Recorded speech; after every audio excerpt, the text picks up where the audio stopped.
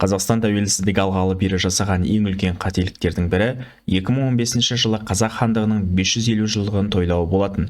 Себебі осы жағдайдан кейін көптеген халықтар, әсіресе бізге көрші халықтар, қазақтар ұлт болып кеше ғана пайда болған және мемлекеттікті кейін құрған, оған дейін қазақ мемлекеті болмаған, ру тайпа болып шашылып жүрген деген көзқарас қалыптасты.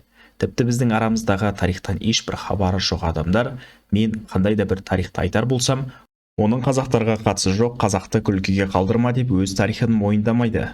Бұның барлығы Кеңес одағы кезінде біздің тарихты жаппай жойып бұрмалауына байланысты пайда болған құлдық сана сезім.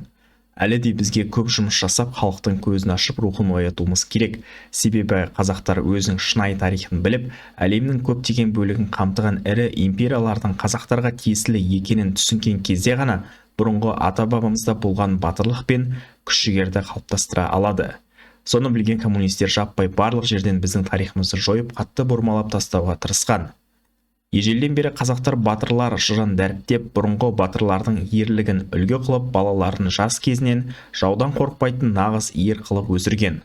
Бұл үрдіс аштық кезеңінде елдің есі ауып тентіреп кеткен кезде үзіліп қалды, және біз тарихымыздың көптеген бөлігін ұмыттық. Енді бүгінгі видеода тарихи деректердің негізінде қазақтарда ежелден бері мемлекет болғандығын дәлелдейтін боламын. Басқа да маңызды тарихи мәліметтерді менің видео астында қалдырған Telegram каналыма өтіп көре аласыздар. Қазақ тілді Telegram каналдың дамуына үлес қосуларыңызды өтінемін.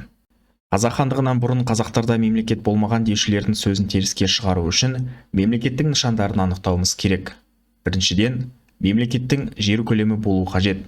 Қазақтар өте көп мемлекет құра білді, олардың барлығының нақты белгіленіп иелік еткен аумағы болды. Сақтар болсын, Алтын Орда болсын, қай-қайсысын алып қарасаңыздар да, ешкім олардың жері болмаған деп айта алмайды. Олардың нақты орналасқан аумағы болды. Мысалы, бізге жеткен деректерде Қыпшақ мемлекеті шығыста Алтай тауынан, батыста Дунай өзені дейінгі аралықты қамтыған. Ол кезеңдерде екі ел арасындағы шекара тау немесе өзен арқылы белгіленіп отырған. Екіншіден, халық саны. Қазақ хандығынан бұрын Қазақстан аумағында мекендеген мемлекеттердің нақты халық саны және оның құрайтын ру тайпалары болды. Ол тайпалардың біраз бөлігі әлі күнге дейін атауын өзгертпей қазақтарды құраушы ру тайпалардың қатарында кездеседі. Мысалы, Ақ Орданы Найман, Қыпшақ, Қоңырат, Керей секілді қазіргі қазақ тайпаларын құраған тайпалар құрады.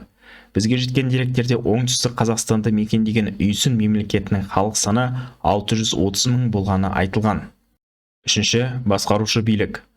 Мемлекеттің тағы бір белгісі басқаратын патшаның болуы.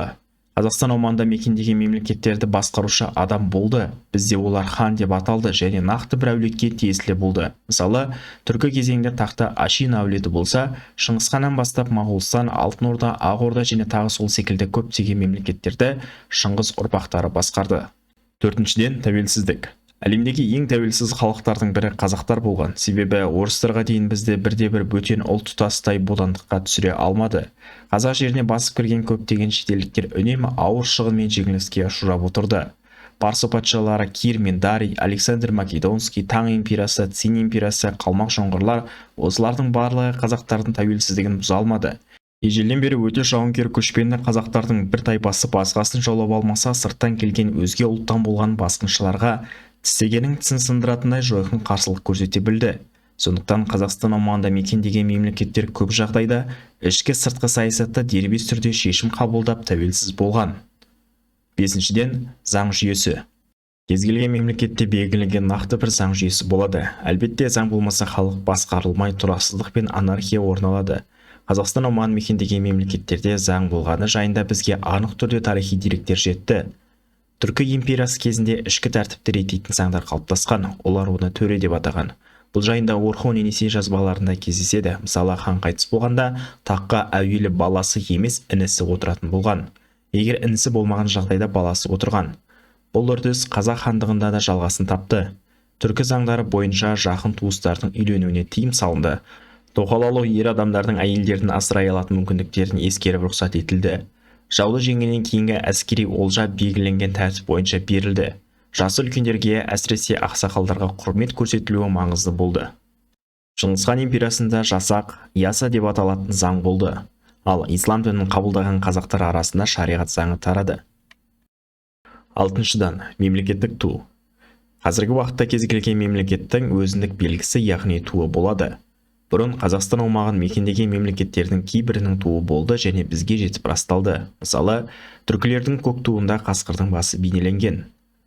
1375 жылы жасалған Каталон атласында Алтын Орда туында қызыл таңба бейнеленген. Бұл жағдайлардың барлығы олардың өз алдында мемлекет құрғандығының көрсеткіші. Жетіншіден, әскер. Кез келген мемлекеттің халық пен шекарасын қорғайтын әскері болуы маңызды. Ғұндарда 300 мың атты әскер болған. Түркі империясы 1 миллионға дейін әскер шығара алды. Деректерде Үйсін мемлекетінің әскер саны 188.800 адамға жеткені баяндалған. Егер әскер болмаса, бұл мемлекеттердің ешқайсысы бір жылда өмір сүре алмас еді. Көшпенділердің жауынгерлік өнер мен соғыста өзін көрсетуі айтпаса да түсінікті. 8-ден, өзге мемлекеттердің мойындауы. Бұл мемлекет болу үшін негізгі шарт болмаса да, мемлекеттің өзге мемлекеттер арасында абыройының көрінісі. Әрбір мемлекеттің елшілері бар, олар шетелдерге екі ел арасындағы байланысты реттеуге жіберіледі. Мысалы, ғұн елшілері жайлы бізге жеткен Қытай жазбасында ғұндардың құдіреттілігі сондай, олардың елшісі қолындағы Шаньюдың сенім таңбаларымен көрші елдерге барды. Ол елдер бір мемлекеттен екінші мемлекетке шығарып салып, азық-түлікпен қамтамасыз етіп тұрды деп жазылған. Яғни бұл жазбадан байқағанымыз, айналадағы мемлекеттер ғұндарды мемлекет ретінде мойындағаны былай тұрсын, олардың бәлесінен аулақ деп, елшілерге тегін тамақ беріп, басқа мемлекеттерге өтіп кеткенше қауіпсіздігін қамтамасыз етіп шығарып салған. 526-539 жылдарға тән бұл Қытай деректеріндегі суретте оңтүстік Қазақстанды мекендеген ғұн Эфталит мемлекетінің елшісі бейнеленген. Оның суреті басқа елдің елшілерімен салыстырғанда ең бірінші орында тұр. Бұл жағдай ғұндардың қаншалықты ықпалды болғанын білдіреді. Түркі империясы мен Шығыс Рим империясы, яғни Византия арасында 568 жылы елші алмасу жағдайы орын алды.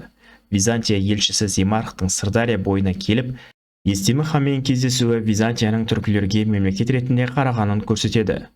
Келіссөз нәтижесінде түркілер мен римдіктер арасында достық қарым-қатынас орнады. Осы секілді көптеген тарихи деректерді айта беруге болады. Бұл жағдайлардың барлығы қазақтардың мемлекеттері шетелдіктер тарапынан мойындалғанын анық түрде көрсетеді. Сондай-ақ шетелдіктер Қазақстан аумағында орналасып, қазақ тайпаларынан құралған бірқатар мемлекеттерді өте ықпалды саяси империя ретінде қарастырған. Осы айтылған белгілердің барлығы мемлекетке тән жағдайлар. Бұлардың барлығы Қазақстан аумағын мекендеген мемлекеттерге тән. Сондықтан қазақтар қазақ хандығынан бұрын ондаған мемлекеттер құра білген.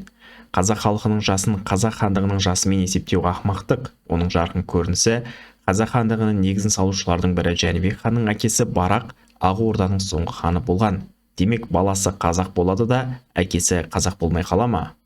Шын мәнісінде Ақ Орданы негізінен қазақ тайпалары құраған. Қазақ хандығы жаңадан құрылған жоқ, ол құлаған Ақ Орданың қайта құрылып атауын өзгерткен көрінісі. Сондықтан тарихымызды тарылтпауымыз қажет. Пәкістан атауы 1933 жылы пайда болған. Оған дейін Пәкістан атауы мемлекет болмаған. Бұл Пәкістан халқының 92 жыл бұрын ұлт болып қалыптасқанын білдірмейтіні секілді, 1465 жылы қазақ хандығының құрылуы қазақтардың пайда болғанына, бар болғаны 560 жыл болған дегенді білдірмейді.